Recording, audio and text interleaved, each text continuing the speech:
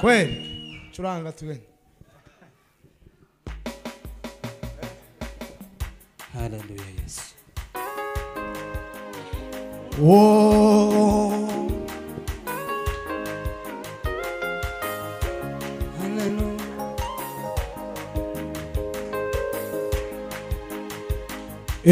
Mungu mwenye kweli na kuamini sana maneno yako yote milele yatadumu.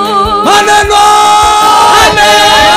yako yote milele yatadumu.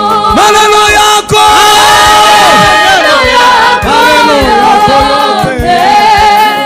milele yatadumu. Shida nitakusaidia nategemea Bwana Bwana amina wewe nategemea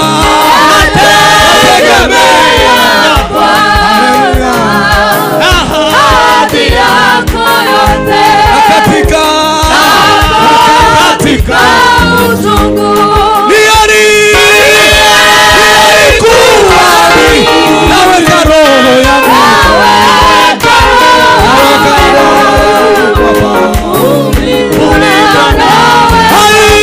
naweka roho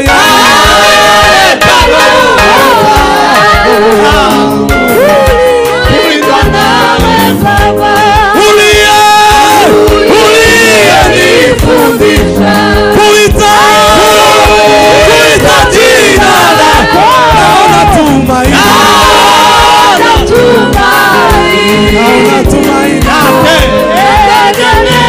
amina naona tumaini Baba na katika utungu naweka roho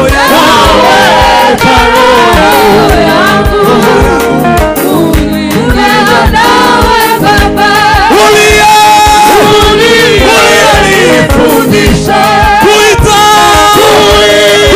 jina lako naona tumaini kwa Baba naona tumaini hai Baba wewe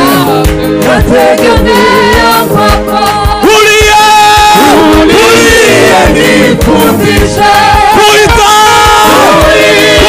jina lako naona tumaini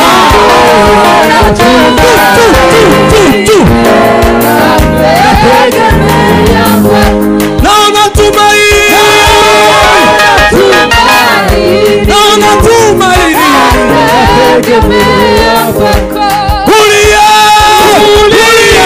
uliyenifundisha kuita jina lako naona tumaini yago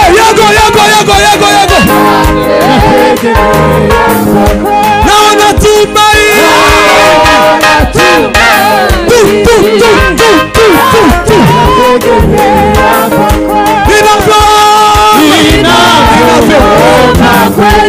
najua wasikia yaliyo mema kwetu katika shida kali waweza kunilinda walichukua mimi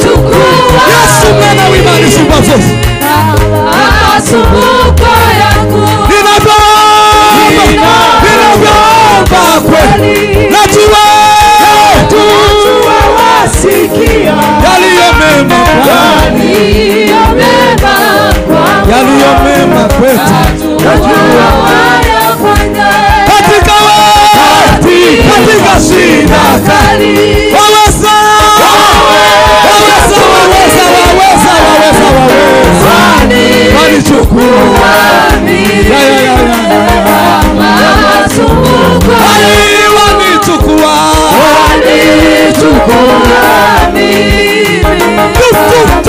Masumbuko Amina wanichukua. wanichukua mimi. Masumbuko Amina wanichukua. Baba baba baba baba wewe. masumbuko yangu. Majeshi.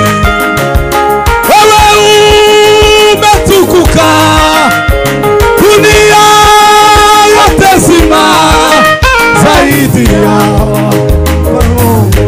ya Bwana. Wa majeshi Wewe umetukuka. dunia yote zima zaidi. Zaidi ya ufalme wote. Mungu Mungu wa majeshi wewe umetukuka. Dunia yote zima Baba wewe. zaidi ya ufalme wote. Makerubi Na maserafi wanaimba kila siku wakisema mtakatifu, mtakatifu. makerubi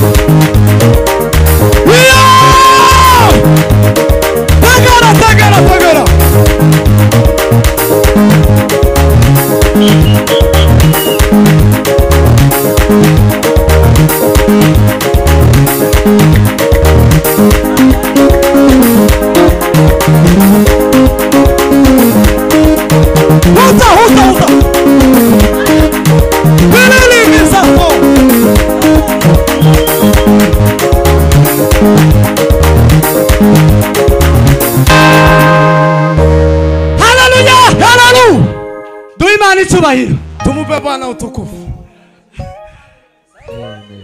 Haleluya. Haleluya. Walini ukuniacha Majaribuni umenishika mkono. Uko sawa Mungu wangu, mchana usiku wewe uko sawa tu. Safari ni ukuniacha majaribuni umenishika mkono. Ninajua mawazo unayoniwazia ni mawazo ya amani wala si ya mabaya. Kando ya maji ya utulivu niongoza, sitaogopa mabaya, wewe pamoja nami. Uko sawa, uko sawa Mungu wangu, mchana usiku wewe uko sawa tu. Safarini ukuniacha majaribuni umenishika mkono. Umeniandalia meza mbele ya watesi wangu. Umenipaka mafuta, kichwani pangu umenirehemu.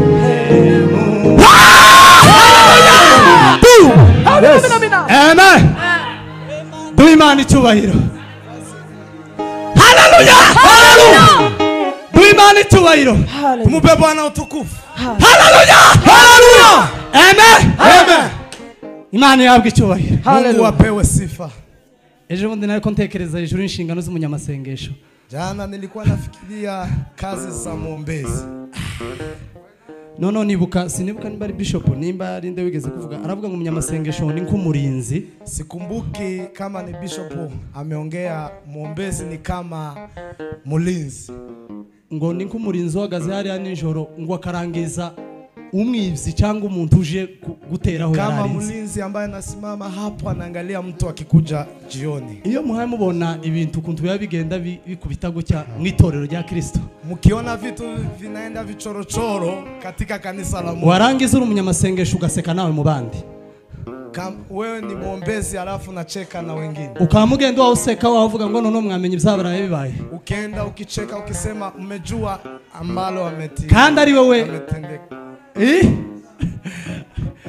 Boza bakiba ari wewe warurinze warangiza ukavuga arabura iminota 3.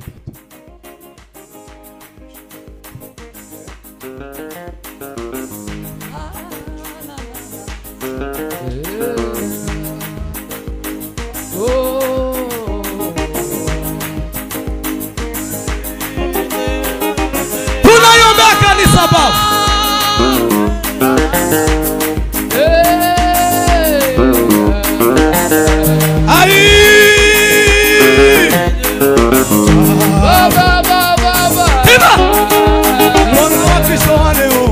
Wanaendea wengine kama wanguke.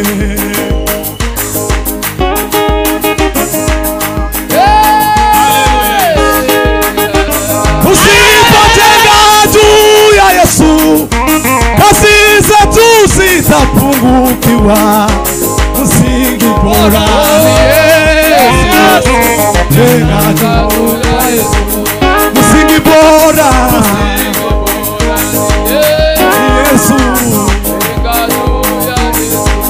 Tusipojenga juu ya Yesu, kazi zetu zitapungukiwa. Msingi bora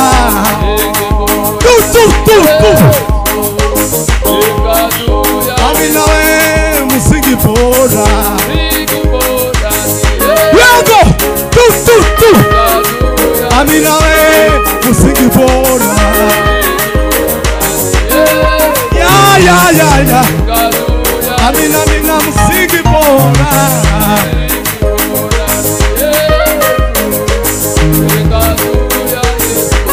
Inua macho tazama anasa tuni tusizi hofu.